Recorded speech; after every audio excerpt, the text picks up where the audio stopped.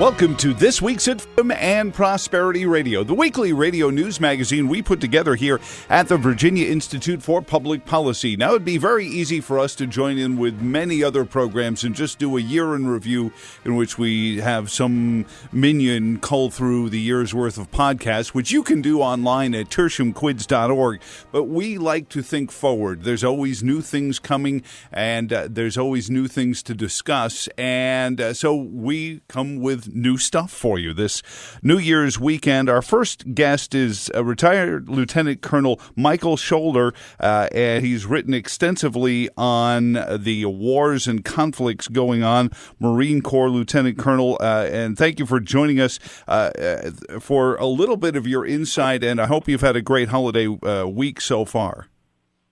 Yes, sir, I have. Thank you very much, and I hope Santa Claus is good to all your folks. Absolutely. And, let's talk a little bit about our engagements. We just watched the UN get a slap on the wrist in which they somewhat agreed to. They actually negotiated a budget cut to the U.S. contributions to the United Nations. We watched this rebuke of the federal government's decision to recognize Jerusalem as the capital of Israel under one of the most laughable statements I've heard in many years, which is, this will damage Middle East peace. And I stopped and I said, hold it. So your presumption is we've had good Middle East peace so far? I'm not sure what they're thinking, but take us into what damage could be done and what they must be talking about if they're talking about damaging this fragile Middle East peace that we've had so far. Well, I think that there's two aspects. One is, we've always viewed the issues in the Middle East through the perspective of either the Cold War, the great power struggle with the Soviet Union, or through the Arab-Israeli conflict. Mm-hmm. And in fact, the hot wars have all been in Iraq, Iran, Afghanistan, and obviously there's been wars with Israel and our neighbors. But the ones that have really threatened the United States and the ones that are going to threaten us in the near term are all coming out of Iraq. And we talk about the first and second Gulf Wars. In fact, there's been four, and we all knew Desert Storm, Desert Shield, and unknown to us, that war actually laid the basis for the second Gulf War. After that war, Saddam turned his Republican guards loose on his own population. Mm-hmm. Completely quashed the Shia, killed tens of thousands of Kurds, and that was when he really began to use religion as a weapon inside Iraq. You become Sunni, you're a Ba'athist, and everybody else is an enemy. And then when we invaded Iraq in 2003 for Gulf War II, we shattered that whole what government construct that they had, and reaped the rewards of Saddam's 10 years of depravity and destruction of his own nation. And I think that at the time we expected the Shia population to rise up and be willing to take over the government. Mm. And in fact, what happened was that the Shia third of the population, about 15 million people, were beaten down. They were angry. They were resentful, and they were extremely skeptical of us. Mm-hmm. And we disenfranchised the whole Sunni population, demobilized the Iraqi army, sent them home, did a debathification program, and we were left with an extremely weak central government. And we only sent, Paul Bremer and 600 political appointees to control it.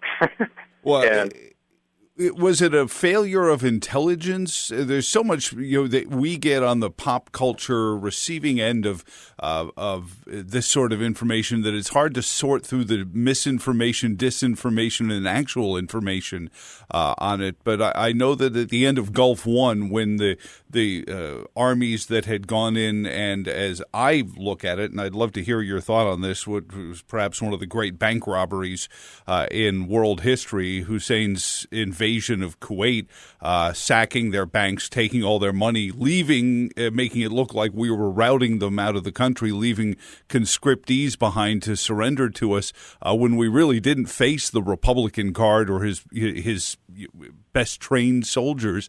Did we have a mischaracterization of what the Iraqi military was like and what the country was, or did that change in between Gulf War and Gulf II? Well, you have to keep in mind that our mandate in the first Gulf War was to clear Kuwait, and we really weren't authorized other than it was never a war aim of ours to go destroy the Iraqi army, but we did make a big mistake in allowing them to retreat with honor, because that really preserved the Iraqi government and the government of Saddam Hussein, and we did not defang them, and in fact, we sort of tolerated a lot of the military operations, their attacks on, when they unleashed the army on its own population.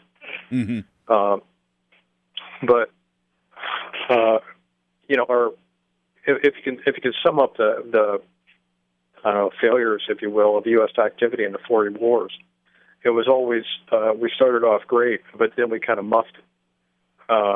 We started off the first Gulf War, cleared Kuwait. We didn't establish the conditions for a peaceful Iraq. After the second Gulf War, we got in there, discovered 10 years of sanctions and destroyed the civil infrastructure. Saddam had basically killed anyone who had ever opposed him. There was nobody with the capabilities to run the country. And we were, and another huge piece is that we really failed to control the armories. And we had 250,000 tons of munitions that disappeared. Not 250,000 weapons, but 250,000 tons of weapons. And that battlefield pickup became the fuel that powered the third Gulf War, which was the Sunni-Shia war that occurred afterwards. Internal. 2003, 2004. We tried to turn over the governing of Iraq to anybody that would take it. And in fact, the provisional government we set up really wasn't capable of running the country. And when the Shia population, the Shia government got in control,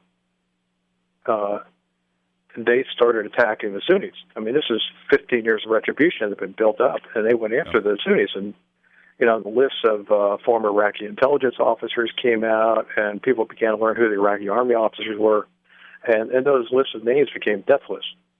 Right. And we and the Iraqi government failed to stop that. And so there was, you've got the Shia looking for revenge, and you've got this whole sullen, disenfranchised Sunni population, heavily armed, with the former Iraqi army guys who are extremely good. And into that mix steps Zarqawi. And we sort of piled up the tinder and put the kerosene on it, and Zarqawi stepped in and threw a match on the tinder. And then we had a full-on raging Sunni versus Shia religious war. And that eventually was resolved. That's what I would call Gulf War III. And then we finally got in. So it's credit George Bush realized what was going on. And they surged. That was when they started the surge. And we ended up with 15 combat brigades back in Iraq. And Petraeus ended up taking charge. Al-Qaeda in Iraq was the main enemy, and General McChrystal and his guys went in and basically, over the course of 2 years, eviscerated Al-Qaeda in Iraq. And it sort of culminated with the killing of Zarqawi. Well, the main purpose of the surge was to establish the conditions, and this is also when we had the Sunni awakening, and much to the opposition of the senior U.S. leadership, too. They did not want to go in arming Sunni tribesmen. But it worked. And it was General McMaster, who was then a colonel, was one of the guys that led it, along with General Allen. who later became the commander of the U.S. forces in Afghanistan. Colonel, is this one of the things, and for those who didn't do a very good job with your resume, you're a U.S. Marine Corps Lieutenant Colonel, but also working in the CIA in your civilian career, in your when we look at these civil wars in the Middle East, and certainly a lot of this, I guess we hope, illuminates our behavior towards Syria, where some of the same things seem to be happening again. You've pitted different stratas within the Muslim faith on each other, and Assad seems to be doing this and gassing and being, committing horrible human rights violations that we see. But it seems like, at least at this point, we're doing it better than we did in Iraq. But is there a good resolution to this "I'm more faithful follower of Allah than you" kind of battle, or have we hit a hornet's nest while covered in honey, and we're just now we're in something that there really is not going to be a calm, peaceful resolution of until the dust finally settles? Well, yeah, and I'm sorry for having to go all the way around the elbow here to get to my thumb. Giving you all the history of the last 20 years. Mm-hmm. No, it's very good. And frankly, you look at that cycle where at the beginning of the surge, at the end of the surge, we established political conditions for peace, and we expected the political leadership to then form a more unified government. But in fact, the Iraqi Shia government has just gone more sectarian. And when we rolled out under President Obama, by 2009, I think we had something like 115,000 troops in Iraq. By 2011, we had zero. And again, the Iraqi government was fragile. It wasn't able to take control, and that laid the groundwork for Gulf War IV, which was the rise of ISIS. Mm-hmm. And what made that particularly dangerous was that was at the time of the what the media called the Sunni, the Arab awakening, the Arab Spring. Yeah.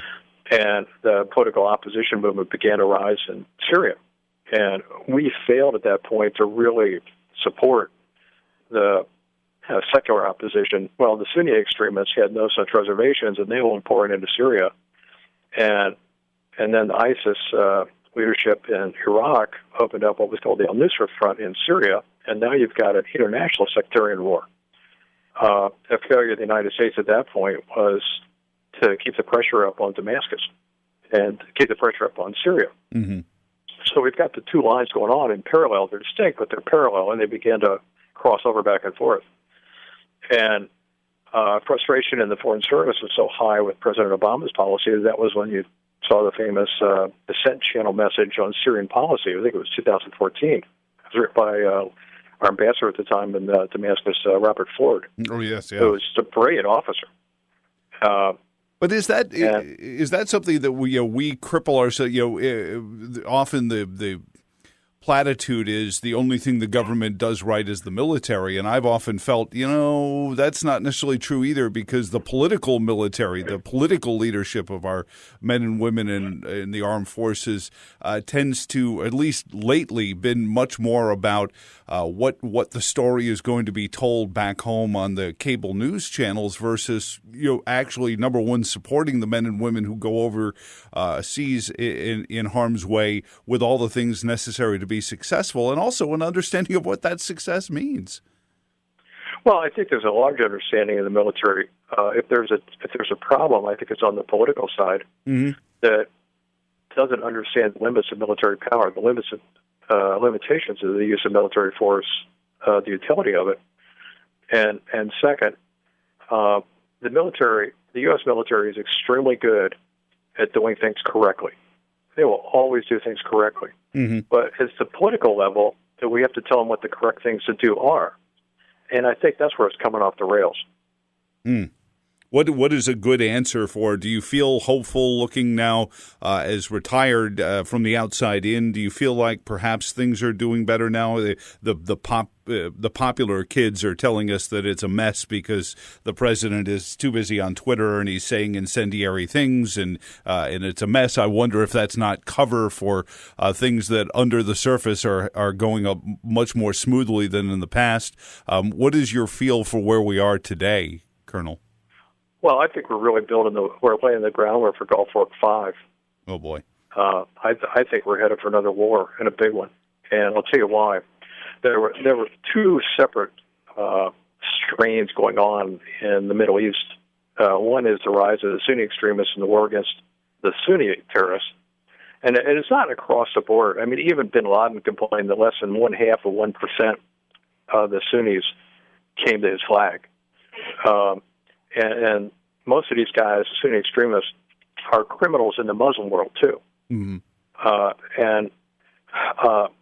But the second line of operation is Iran and their desire to control their sphere of the Middle East, and they're working, and they're very methodically working forward. And I think they have a very clear idea as to what their political goals are. And I suspect they kind of look at us as being kind of autistic in terms of foreign policy, because here they've killed probably several thousand American soldiers, and we've done nothing. Mm. Many of the U.S. casualties in Gulf War 3 and 4 were killed by Iranian-provided munitions, explosive form projectiles, which were far more sophisticated than anything the Shia extremists could produce on their own. And that was the only thing that could really penetrate the armor plating on a lot of our vehicles. But Iran is very steadily, slowly, inexorably moving to control Syria, Lebanon, and think of it in these terms. We know Iran has developed ballistic missiles capable of reaching most places in the Middle East. They have expanded the reach of the Islamic Revolutionary Guards. They're kind of imagine a hardcore religious version of the Special Forces, only fanatical. Yeah. That's the IRGC. Oh, boy. Okay, they're running good chunks of the Iraqi army right now, what they call the Popular Mobilization Forces. And they are mainstream combat formation, separate and distinct from the Iraqi army. Mm. IRGC is also working with Syrian units and the government units in Syria. They're also heavily involved with Hezbollah. Now you've got, with the success of Iran in those areas, Iraq is basically an Iranian vassal state at this point. They are winning the war in Syria. That is going to give them a land bridge from Iran across the Gulf to Iraq, through Syria and into southern Lebanon. You've got tens of thousands of Hezbollah fighters, Lebanese Hezbollah fighters, now having major combat experience from the wars in Syria. They're going back to Lebanon. They're going to be sitting right on the Israeli border. Mm. Israel is, just recently here bombed an Iranian base being built 30 miles from their border inside Syria. I personally think one of Iran's goals, I'm not an Iran expert, mm-hmm. I think one of Iran's main goals is the destruction of Israel. And now they've got Syria and well-trained Lebanese proxies to do it with. You see the Iraqi military units controlled by the IRGC now showing up at the border with Jordan, too. Do you think Iran is really pushing forward, and the U.S. policy has been not to really interfere. We're sort of watching it. The Israelis are so scared they're actually making peace overtures to Saudi Arabia, and the Saudis are so scared they're talking back. I mean, that should be a bellwether right there. And as long as the U.S. has the one Iraq policy, which is and that will insist that whoever is in charge of the Iraqi government, we're kind of ceding that whole area to Iran. The upshot of the whole thing, I think, is I think we have strategic interests involved. If that whole area goes sideways, the first thing that's going to happen is they're going to lose the Straits of Hormuz, I think. And if that happened, the Gulf War, then the oil supply to Europe and China, our major trading partners, is going to be disrupted. and Yeah. that's going to roil the world's economy and ours. Well, you got ahead of me. I was going to ask you about that Straits of Hormuz being the real critical reason. Everyone says it's about oil. It's not about the oil fields, but about the oil transport and shipping through that area, Colonel. Is this Iranian empire, this Persian curtain, as I've heard it referred to, that Iran is trying to really sort of manipulate, and I hear the same things in what you're telling us that I've heard in other places, that this is really kind of hand in glove, Iran, if not causing the disturbances, profiting from these disturbances to create this sort of network similar to what we saw with the Soviet Union, where you had client states that basically just were puppets and land grabs and protection, but at some point to surround Israel and then eventually move it out and control that whole area? I think that's a big piece of it. And, if Iran controls the Straits of Hormuz, if they can shut it down, I mean, they don't even physically own it, but if they can shut it down, then they will have a major influence on the world's economy. What do you think the outcome is going to be? I mean, I don't want to scare people going into New Year's Eve, but we send, but we are sending our soldiers into harm's way. And you mentioned how they're dying and we're not doing anything. But are we even sending them there with the right idea of protecting our liberty and our freedom back here, or are they being sent to sort of be peacekeepers, or are they being sent to nation build? Well, this is exactly what we were talking about before. I'm not sure we have a real clear idea of what we're sending them over there to do. And, there's an old naval adage that if you don't know for which port you're bound, all winds are foul. People say the last real victory the United States had was World War II. Well, I would argue that was the last war where we had very clear political goals. And what I would like to see is a public debate over what the United States role is. And to me, that goes straight to Congress. Congress, the Constitution, Article 1 vests the power to declare war in the Congress. Yeah. And the Congress declares the war, the executive executes. I don't think it's not necessarily a legalistic exercise. In my opinion, the reason for that article, the reason for that power, is to force the executive to come into Congress and articulate, we need to go to war, and here's what our goals are. Here's why we need to do this. Mm-hmm. The President of the United States has to be able to get up and explain to the mothers of America, your children are going to go to war and some of them are going to die because of these reasons. And if he can't do that, and if he can't make a persuasive case, I'm not sure we've really thought it out well enough. Right, that we shouldn't be going there. And let me ask you this: you talk about some of our victories where we didn't have, or some of our battles where we didn't have political goals, good political goals. We look at communism that we went to military war with, and eventually only to find that we should have been fighting it as an economic structure, and that was where victories were found. Is there a lesson to be learned in Egypt? You mentioned the Arab Spring, when the theocrats took over, and within a year the citizens of Egypt said this wasn't what we wanted, and overthrew again. And that maybe fighting this is not as much. We're creating victims rather than allowing people to see what living under a theocratic dictator is like, and then fomenting the actual liberty movement in these countries. Oh, no, I think that's exactly it. Once we articulate political goals, it's amazing how many resources we have besides the military to help us win those fights. As I said, there's a lot of people in the Middle East that don't like extremism. Mm-hmm. And your example in Egypt is a prime example. And they're looking for someone to light the candle, to lead the way. And that's something we can do very effective. It was the American democracy, the American freedom of life was so appealing to so many people in the communist era. And that's what won the war. It wasn't the U.S. Army rolling through Eastern Europe. It was President Reagan standing up in front of the Berlin Wall saying, Mr. Gorbachev, tear down this wall. That was devastating to the Soviets. Well, and it was because those who were living in these countries started to say, "Hey, this isn't right, and this isn't how it should be."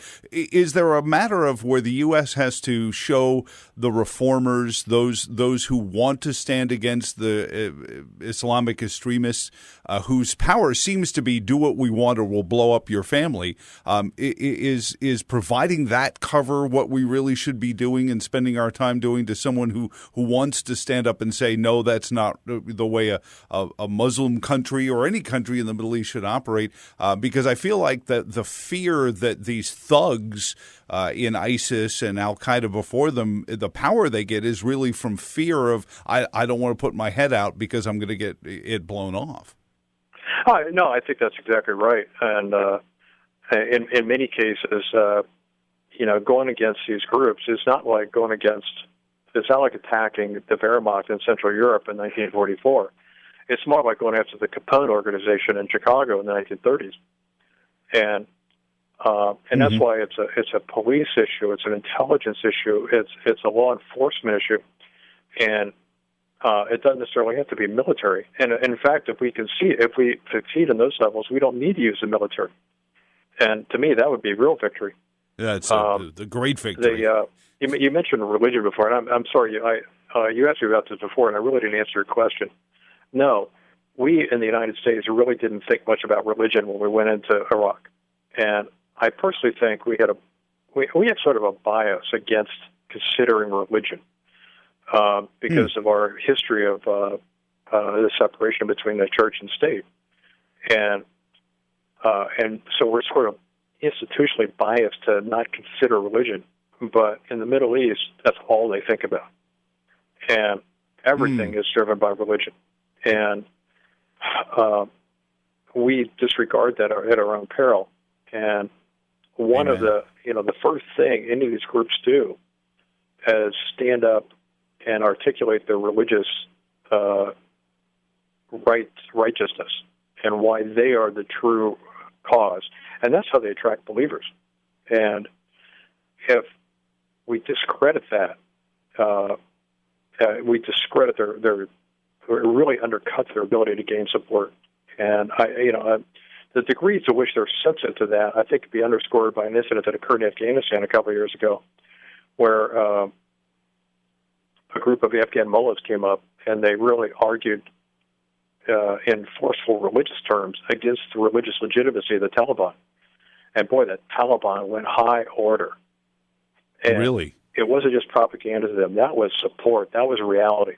That was worse than cutting off their supply of money and munitions. And that is an aspect that we need to be mindful of. We have powerful allies that we could tap into in the Islamic community. But we need to create a foundation. We need to give them guidance on how to do it. Are guys like General Al-Sisi those kind of allies you're speaking of? Well, I'm thinking more in the religious clerics and the mullahs. I spent 9 years living in the Muslim world, and I'll tell you, 98% of them are just like us.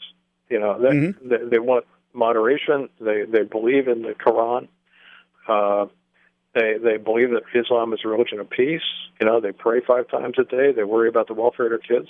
They're not really much like us.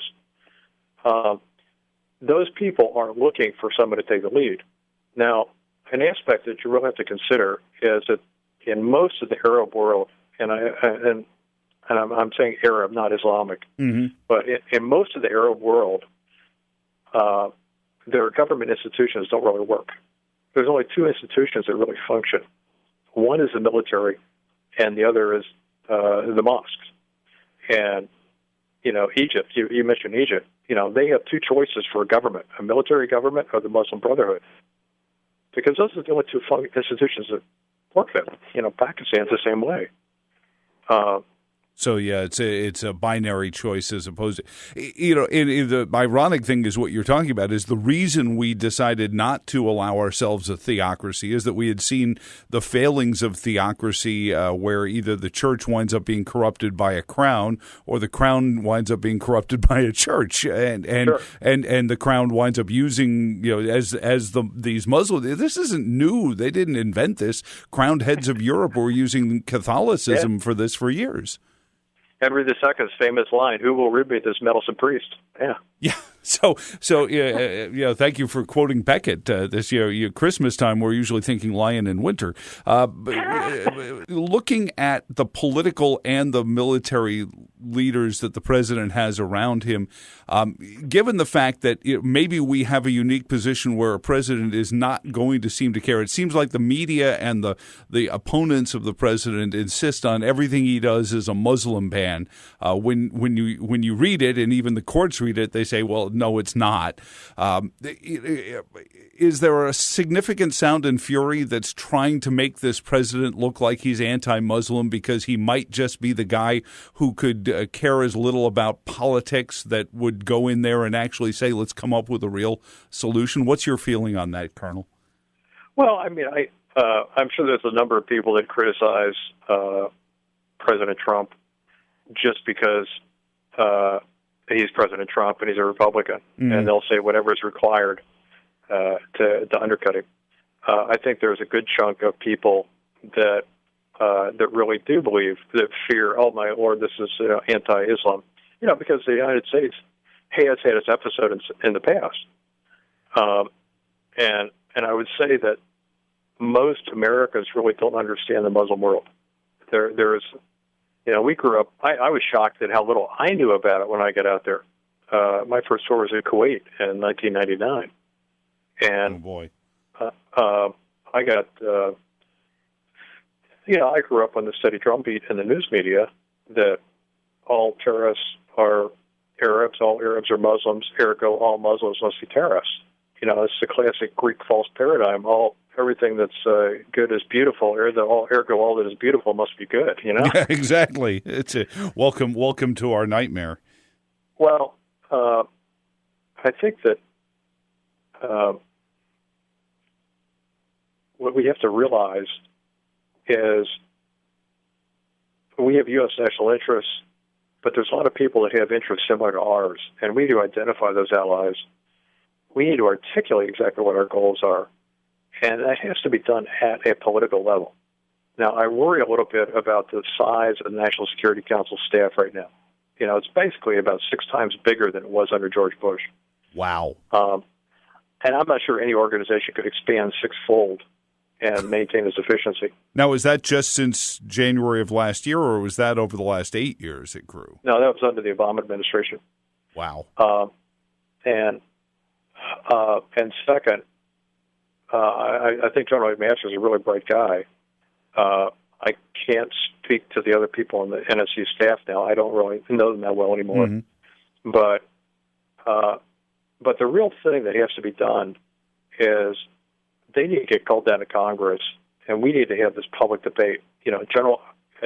Articulate our war aims. Tell us what they are. We haven't done that since 2001. We're still deploying based on the 2001 authorization for the use of military force, and that was set up specifically to go after Al-Qaeda in Afghanistan and tribal areas of Pakistan. Gee. Yeah, there's and you're right in that, because I think the citizen government needs to know, Congress people need to know, if there are men and women from their district going off to war, why? And I need to approve that. And if there's a lesson from our wars, the war aims of the United States have changed in every war we've ever been in. At the beginning of the War of 1812, British Royal Navy impressing U.S. sailors off the U.S. ships wasn't even mentioned in the final peace treaty. The Civil War, we started off to keep the Union unified, but it ended up being the destruction of slavery. World War II, we went in to protect ourselves. By 1943, it was the unconditional surrender of Germany and Japan. Our war aims going into the going into Afghanistan in 2001 were destruction of Al Qaeda. That was basically accomplished by 2006. And I had 3 years out there. Believe me, I'm well aware of what it's like to live in a skanky mud hut full of dead flies. Well, and that's the other side of it. Is there political pressure, Colonel, that we could negotiate or at least push Iran into stopping these goals? It seems like they laugh off our sanctions these days, and a lot of that has to do with the Soviet Union, I guess. But what is the political or the international politics that we need to bring in to work against Iran, short of going to war with them? Well, I think they're very vulnerable to economic pressure. I think I can't speak to the Iran nuclear agreement. The actual merits of stopping them trying to create a nuclear weapon, but they were under extreme pressure, and then one result of that accord was we gave them $150 billion, and that was a vital shot in the arm for their economy, and that's why the Israeli government was so upset with the accord, And so right when we're in the midst of a fight with them in Iraq, we suddenly inject all this money into their economy. And I'm sure that there are a lot of people in Israel scratching their head, and a lot of people in Saudi Arabia. And so I think from that perspective, Iran is vulnerable. Now, there are schisms in the Muslim world, too. There's three great ayatollahs right now that command a lot of leadership or followership in the Sunni world, at least in the Levant. There's a Ayatollah Fadlallah in in Lebanon. And he's not really a factor in Iraq, but the two great Ayatollahs are Sistani, who's Iraqi, based in Najaf, and Khamenei, who is the Iranian Grand Ayatollah. And the difference between the two is that Sistani is what we would consider to be a moderate. He comes from the school of Islam that basically says their job is to oversee the government. They're there to criticize the government and make sure the government takes care of the people. And that was Sistani's constant criticism of the U.S. presence. We failed to reestablish normal life. Okay. The Iraqi, many of the Iraqi Shia follow him.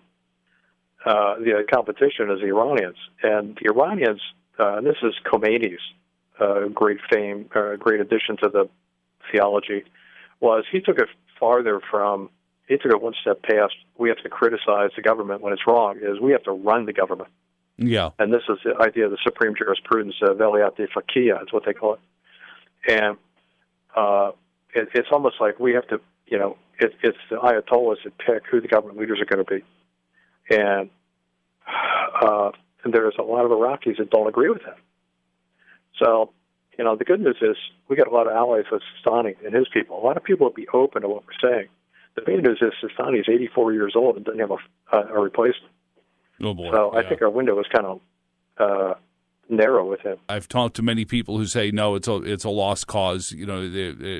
Jihad means war against the infidels, and anyone who tells you otherwise is either lying to you, because that's what and it becomes the circular argument that the Quran says lie to the infidel, and then anyone who tells you the jihad is not war against the infidel is following the first rule, and I really can't believe that we've come this far in the world with this just laying in wait, dormant, waiting to explode out. And maybe it's just my own, simple-mindedness. I just feel like that there are too many people who don't want this to allow it to keep going on. Do you feel the same way, Colonel?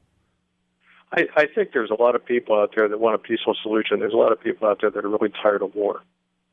But to me, it comes down to governance and whether or not the government's going to take care of the people. Have you ever seen a well-run poor country? No. And that's the economic part of it. We went into this during the war and shortly after 2001 when, you talk about where bin Laden was recruiting were in the poorest, most downtrodden, most economically destitute areas, and it's not really all that much different from how MS-13 recruits in poor communities in our inner cities, or how even you mentioned the Capone gangs of the how they wound up recruiting. Abject poverty breeds this sort of thing under any guise. Exactly. If you, and believe me, as an old hardcore Marine, I never thought I'd say this, but if you want to find out where terrorism is going to succeed, look for the countries that don't have the rule of law, and look for countries that don't respect human rights. Yeah. And you're right, though, but you look even into Southeast Asia, where Islamic terrorism is on the march as well, and some of these are, corrupt, top-heavy, and then Central Africa, again, the same thing, these corrupt, abject cronyism, lack of the rule of law, yet we don't seem to want to support that. We seem like we don't want to tell people how they should run their countries, but at some point they're not getting our example. Well, I'm not sure that it's not just our example. I mean, 3 years in Afghanistan, and I saw a country that could rule itself, but they had a different system. It was very tribal. It's the tribal elders, but that was one of the most peaceful and decent places to live up until the 1960s. What destroyed them, of course, the Soviets invaded in December of 1979, and they've been in war basically for now 38 years. Yep. And that has torched most of their civil infrastructure. It has destroyed family structures. And, if we'd been at war, if we had a war in our country for 38 years, we'd probably be in pretty desperate shape too. But the problem there is, if you deal with the governance piece, they'll handle the insurgency. If you don't deal with the governance piece, they'll never handle the insurgency.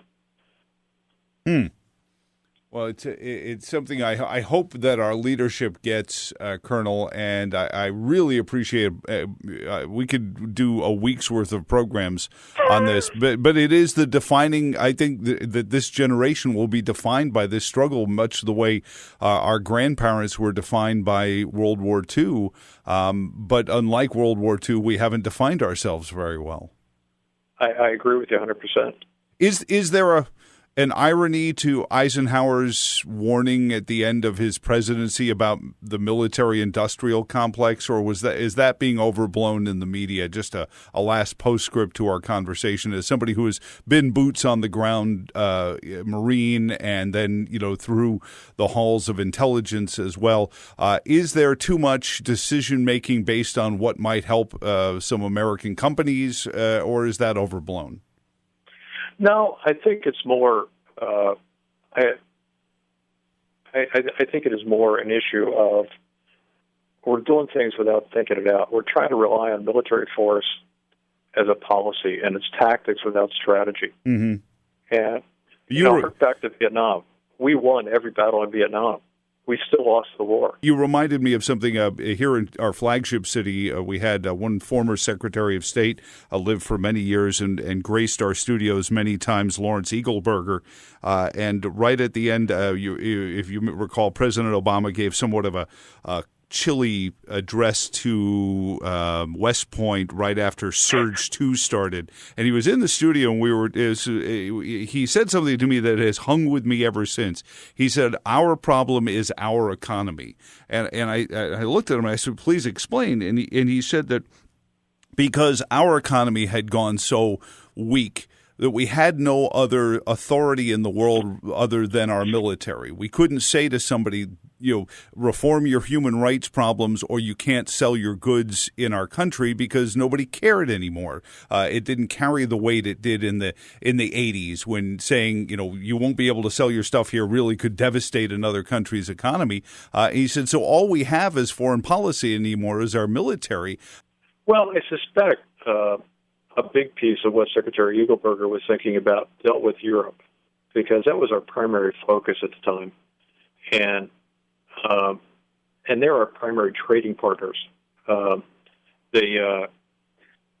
I think what really vexes us right now is we're dealing with governments that are and societies that are extremely fragile. And I know there's a lot of people out there that will say, well, we can't afford to build these countries. We're not into nation building.